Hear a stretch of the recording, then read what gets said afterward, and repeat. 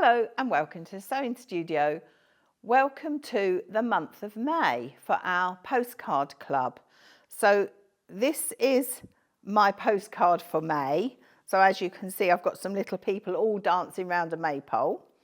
So I'm just going to give you a quick reminder of the other months that we've had. So we've had January, February, March, April, and now we're on to May.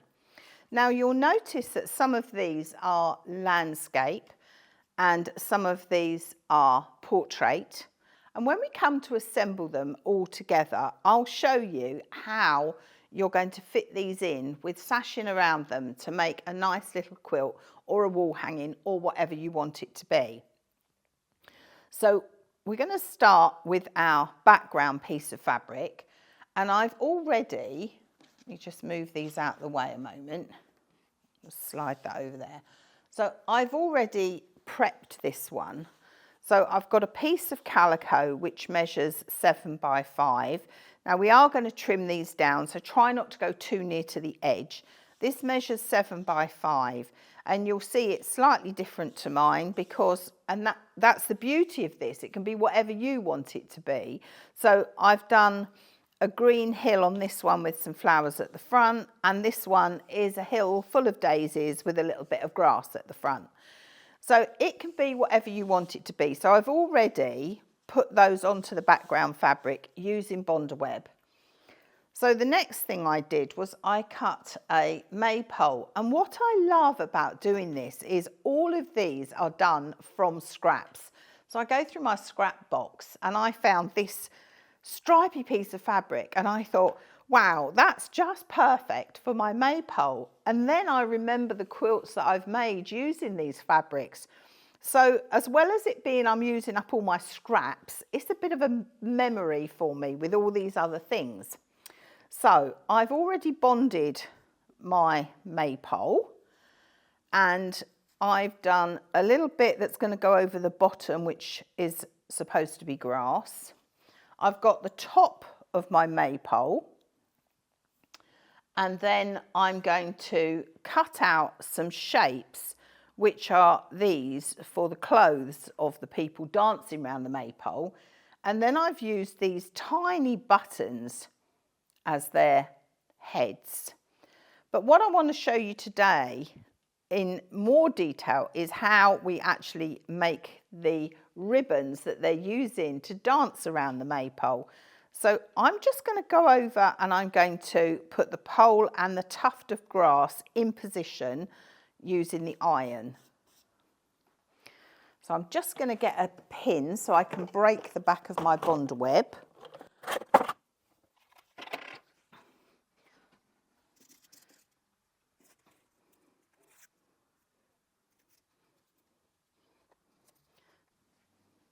I'm going to put this in position.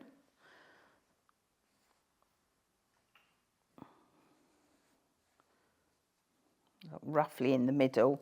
It doesn't have to be perfect, and that's the beauty about these little blocks. It can be whatever you want it to be.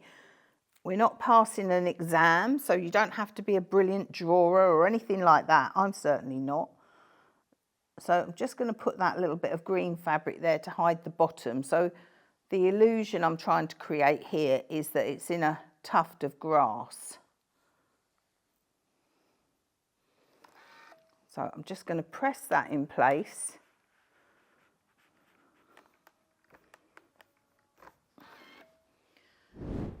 And then the next thing I'm going to do is I'm going to attach the, well, these are plaited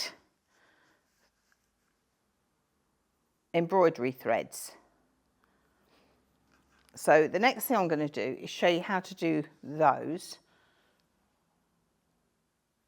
So what I tend to do is I have something that's weighted. So I've got this weighted pin cushion, and then I can attach my threads to it so it doesn't move, because while I'm trying to do the plaiting, it moves as I'm plaiting. So I'm just going to show you how to do one of those. I've got some prepared there. So what I tend to do is I've got lots of different embroidery threads. So I've got these which are variegated. So I'm going to take 3 of these strands, and you don't want them too long. Let's just move that out of the way a minute. You don't want them too long. So I've got a blue one. And then I've got one here with a bit more yellow, I think. So we'll have that one.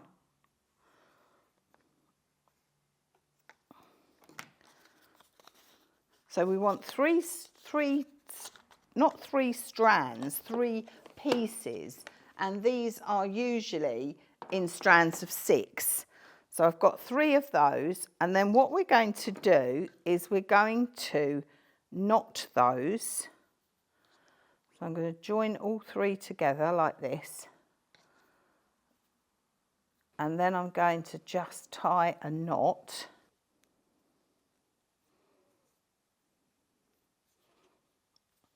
And then what I'm going to do is I'm going to take a pin, and because this is a really heavy pin cushion, I'm going to pin it into my pin cushion so it doesn't move.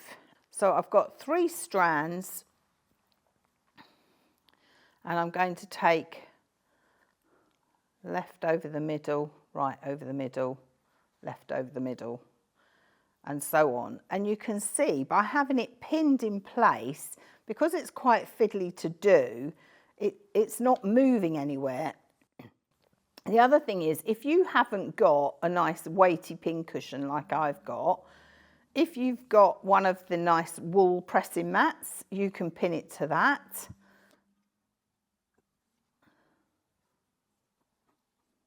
So I'll just do a little bit more, and then I'll show you how I finish it off at the bottom.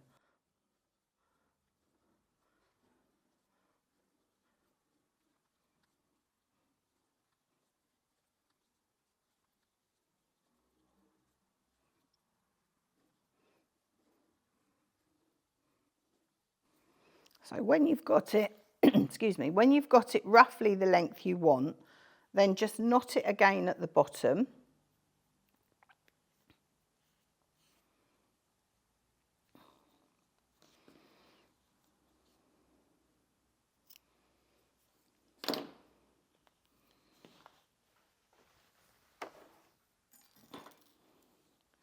Just going to tidy up that end. So I've got different length strands here that I've already done. And on mine, I've done an odd number, but you can do as many as you want or as few as you want. So then we're going to take our postcard, and with this high tack glue, I'm just going to put a little blob of glue so that I can attach these. And what I want to do is I want to take the knot out because I don't want any bulk, because in a minute I'm going to put the cap over the top of the maypole. And by using the glue, it stops it all coming unravelled. She says optimistically.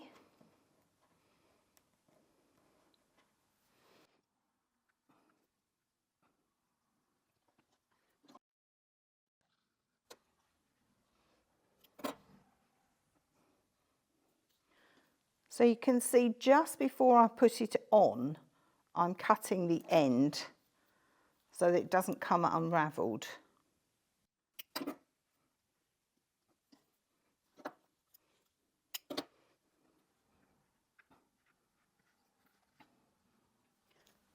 And then I'm going to go back over to the iron. So what I've done here is I've just cut a crescent shaped yellow gold piece of fabric, and that's going to be the top of our maypole. So I'm just going to break the back of that.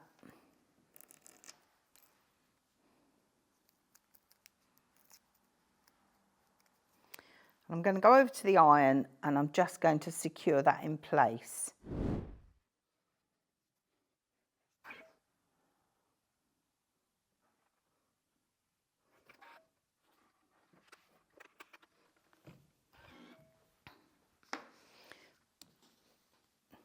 And so you can see we've got our ribbons in place. So the next thing we're going to do is we're going to create our little people that we've got here. Now, this is really naive. It doesn't have to be anything fancy. As I said at the end of the day, I'm no artist, but it just gives the illusion of little people dancing around a maypole. So I've got some tiny scraps of bondweb here. I've got some tiny scraps of fabric which I've already got bondweb on the back of here. And all I did was cut out some very rough shapes, almost like a triangular shape.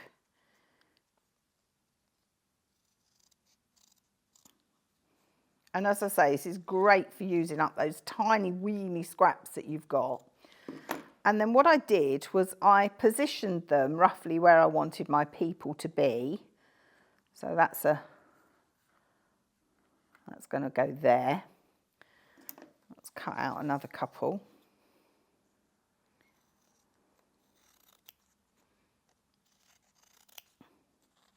So all I'm doing is cutting a very rough triangular shape with a sort of flat top. So that one can go there. And then I use these tiny buttons, and these tiny buttons just give the illusion of the head of the person.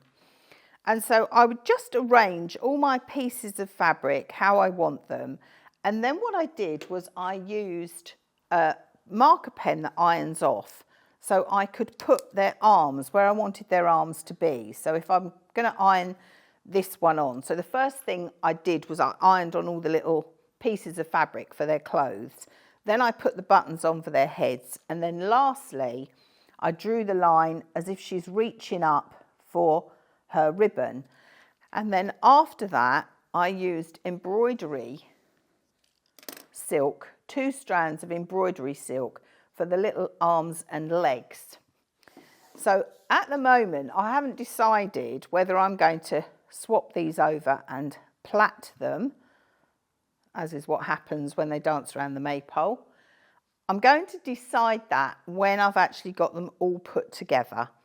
So I'm just going to put them back as they are for now. And when I come to put the whole thing together as a wall hanging, then I'll decide what I'm going to do and put all my finishing touches on. So that's my impression of a maypole. The other thing you could do is you could use little buttons. So I've got some bee buttons here, so you could put a bee on it, you could put some birds in the sky, you could put a sun on it, you could put more flowers down here. You can make it whatever you want it to be. It's your postcard for the month of May. So I hope I've inspired you. Don't forget to subscribe so you don't forget the next instalment. And the next one to look out for will be our June postcard. So as always, have fun, and I look forward to seeing you next time here in the sewing studio.